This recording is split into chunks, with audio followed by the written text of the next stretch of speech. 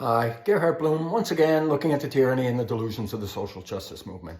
So yes, the delusions continue. This time, Johns Hopkins University, it's medical school, right?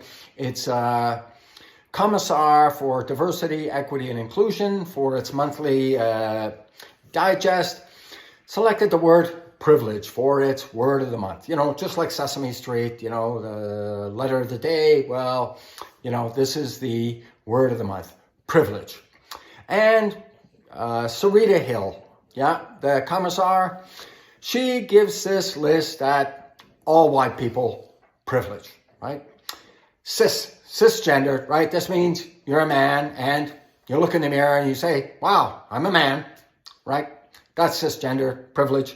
Heterosexual, all white people privileged. If you own any property, you own a stick of furniture, privileged. Christians privileged.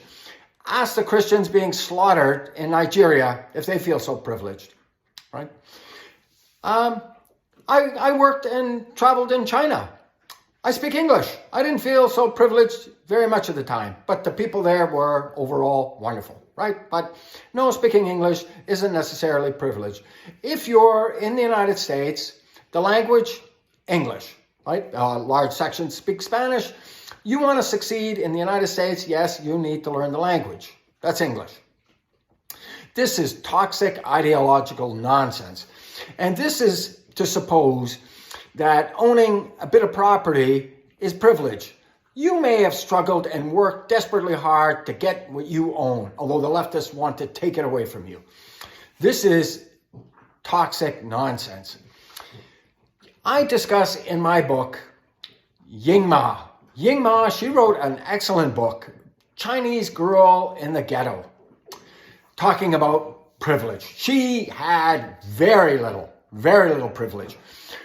After, Mao died and China opened up its doors, her and her family moved to Oakland, California. She was just a very young girl, spoke a handful of words of English. Her parents could not speak any English. And Oakland, California, in the ghetto, she was her and her parents subject to racial taunts and abuse constantly. And those of other Chinese immigrants living in the black ghetto. Thomas Sowell talks about the lengthy history of Asian kids getting beat up by black kids in school, and everybody, nothing to see here, folks, because talking about it would be, racist. No. At any rate, Ying Ma's parents, one of them, I believe the mother, was a school teacher in China. I did some teaching in China. Teachers there, they don't make anywhere near the inflated salaries that teachers do in the United States and Canada. No.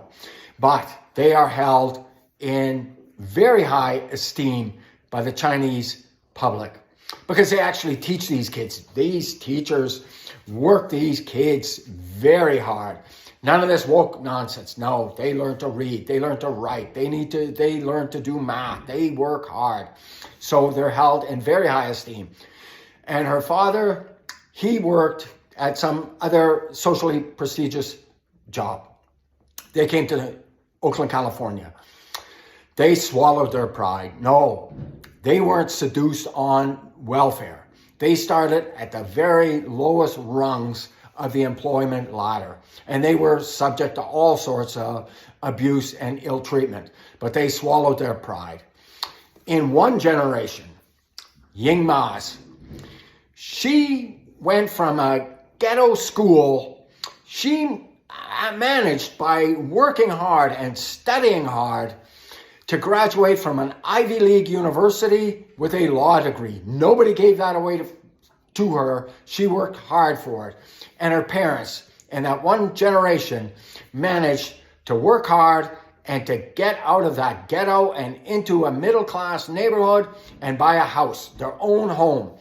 And in the ghetto now, you have, the black people attacking Asians, right? Attacking Asians. They're stealing our wealth. They're stealing. Why are they so successful and we're on welfare?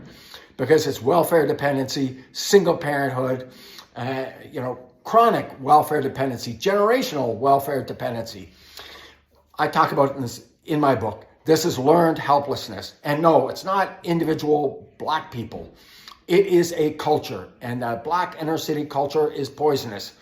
But my point about privilege here, it is being born into and raised in a two-parent family. The greatest predictor of childhood poverty, single parenthood, and poverty overall, single parenthood. And problems in school, problems with school, right? Behavioral problems and poor academic failure, single parenthood. Juvenile crime, chronic juvenile crime, single parenthood.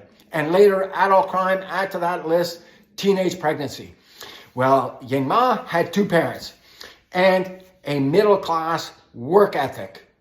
No, not middle-class income. Once again, Ying Ma's parents, desperately poor. Poor as the proverbial church mice. But they had that middle-class work ethic, so they succeeded. And you know who else succeeds? Does so more than white folk in the United States on average.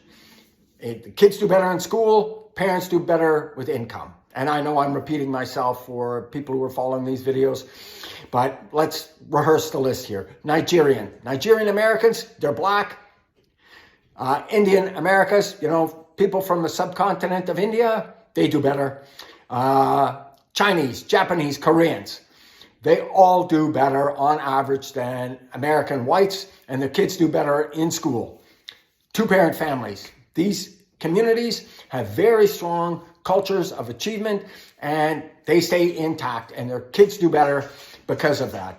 And yes, this is utterly unearned.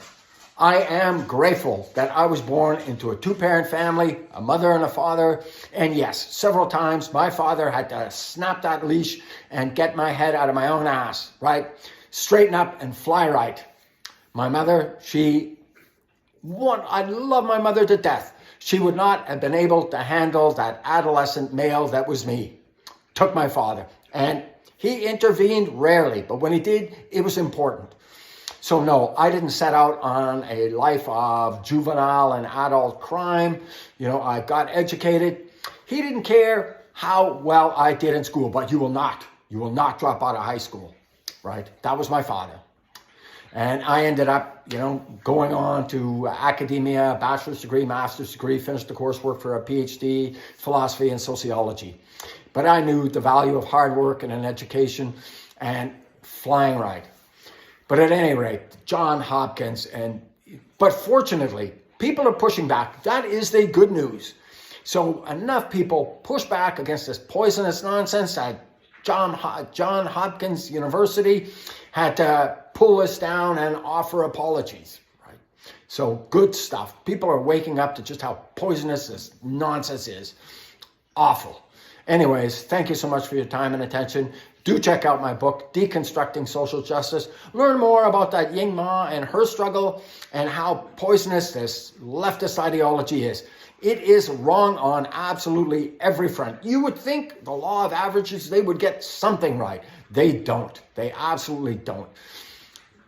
Anyways, thank you so much for your time and attention. Bye-bye now.